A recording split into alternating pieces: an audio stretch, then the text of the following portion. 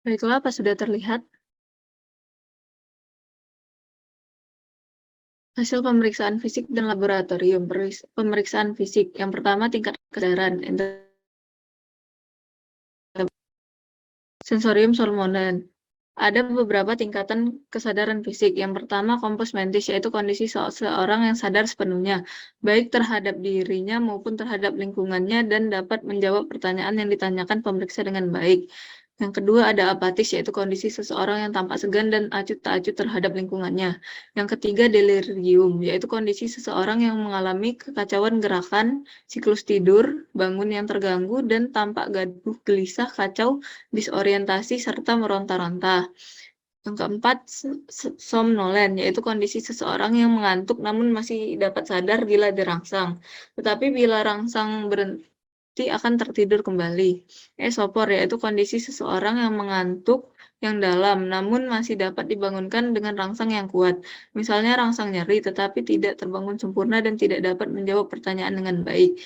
Yang keempat, yang F semikoma, yaitu penurunan kesadaran yang tidak memberikan respon terhadap pertanyaan, tidak dapat dibangunkan sama sekali, respon terhadap rangsang nyeri hanya sedikit, tetapi refleks kornea dan pupil masih baik. Yang terakhir, koma, yaitu penurunan kesadaran yang sangat dalam, memberikan respon terhadap pertanyaan, tidak ada gerakan, dan tidak ada respon terhadap rangsang nyeri. Selanjutnya, tekanan darah. A. Anak usia prasekolah 3-5 tahun. Batas normal tekanan sistolik berkisar antara 95 sampai 110 mm Hg dan tekanan diastolik berkisar antara 67 sampai 70 mm Hg. B. Anak usia sekolah 6-13 tahun. Batas normal tekanan sistolik berkisar antara 97 sampai 112 mm Hg dan tekanan diastolik berkisar antara 57 sampai 71 mm Hg. C. Pada usia 13-18 tahun. Batas normal tekanan sistoliknya berkisar antara 112 sampai 128 mm Hg dan diastolik berkisar antara 66 sampai 80 mm Hg. Variasi tekanan darah di dalam batas normal seorang remaja dapat disebabkan oleh berbagai macam faktor, misalnya tinggi badan, jenis kelamin, dan waktu pengukuran tekanan darah. Dia orang dewasa, tekanan darah normal jika angkanya berada di atas 90 per 60 mm Hg hingga 120 per 80 mm Hg. Pada ibu hamil, perubahan hormonal menyebabkan kisaran tekanan darah menjadi lebih rendah. Bahkan pada ibu hamil, tekanan darah 120 per 80 mm Hg sudah termasuk kategori harus berhati-hati akan resiko preeklamsia. Usia lansia kurang dari 150 mm Hg untuk tekanan sistolik dan kurang dari 90 mm Hg untuk tekanan diastolik. Hal ini disebabkan pembuluh darah pada lansia cenderung lebih kaku, sehingga jantung memerlukan tekanan lebih tinggi untuk memompa darah ke seluruh tubuh. Denyut nadi. Bayi sampai usia 1 tahun 100 sampai 160 kali per menit. Anak usia 1 sampai 10 tahun 70 sampai 120 kali per menit, anak usia 11 sampai 17 tahun 60 sampai 100 kali per menit, orang dewasa 60 sampai 100 kali per menit. Laju pernapasan. Laju pernapasan normal untuk orang dewasa saat istirahat adalah 12 sampai 20 kali per menit.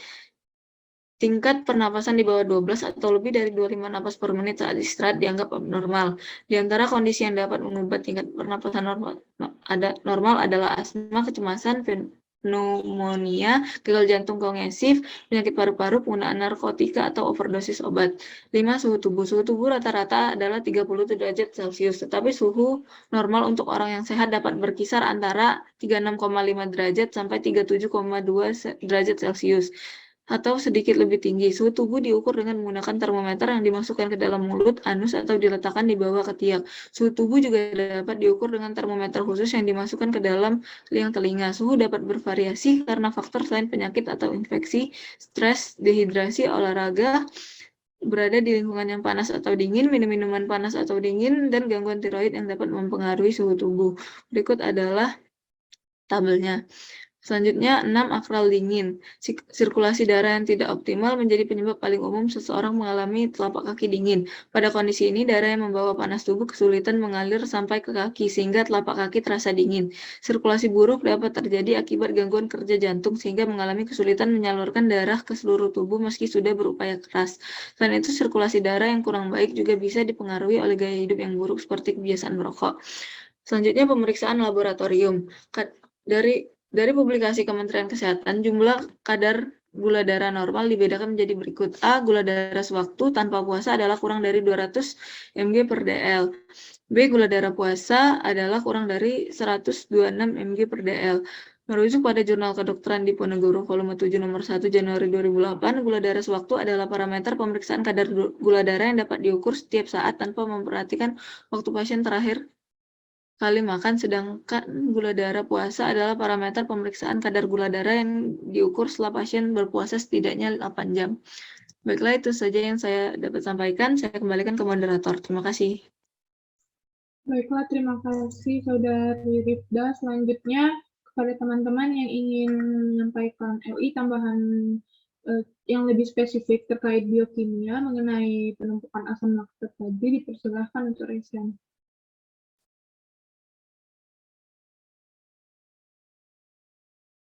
Baiklah, pada Saudari Andita dipersilahkan.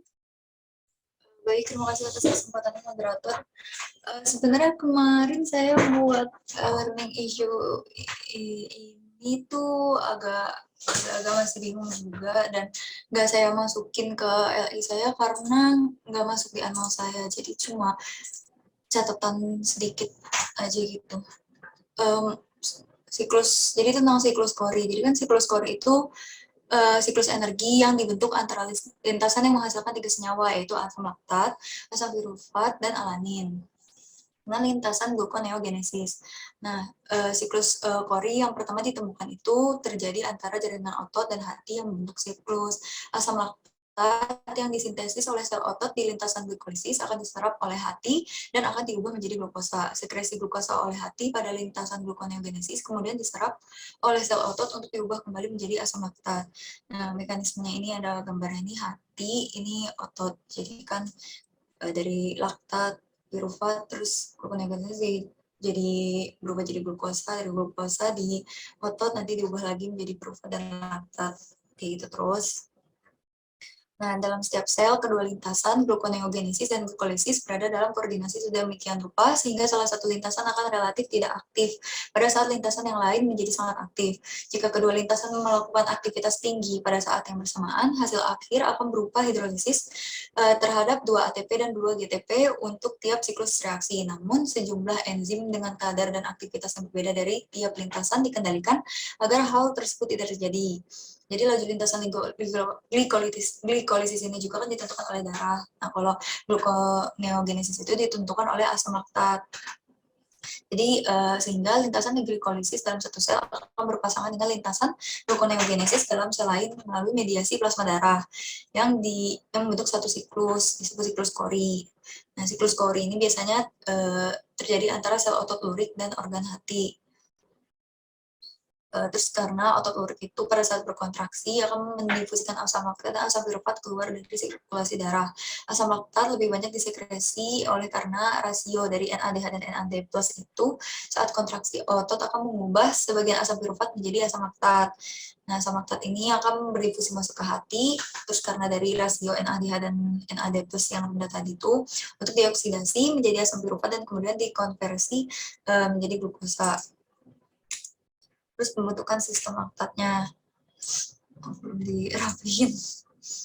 Terus kadar laktat yang tinggi ini ketika produksi lebih tinggi dari eliminasi, ketika kapasitas eliminasi menurun atau lebih sering keduanya terjadi secara bersamaan. Glukosa itu dibentuk dari sebagian gliserol lemak dan senyawa glukogenik yang dapat dalam 2 kategori. Next. Nah, pada dalam keadaan hipoksia kan glikogen akan diubah menjadi glukosa, terus glukosa itu akan diubah menjadi laktat. Nanti laktat akan masuk ke dalam melalui aliran darah masuk ke dalam hati, terus dalam hati laktat akan diubah menjadi glukosa, terus glukosa nanti masuk lagi ke dalam darah, terus akan dipakai pas di otot. Nanti di otot diubah lagi jadi glikogen. Dan siklus asam laktat atau Cori tadi yang kayak ada gambarnya di awal tuh. Ini sebenarnya agak panjang mungkin ya udah deh. Glukogen awal putus menjadi unit-unit glukosa 1 fosfat dan masing-masing unit dibagi menjadi 2 fraksi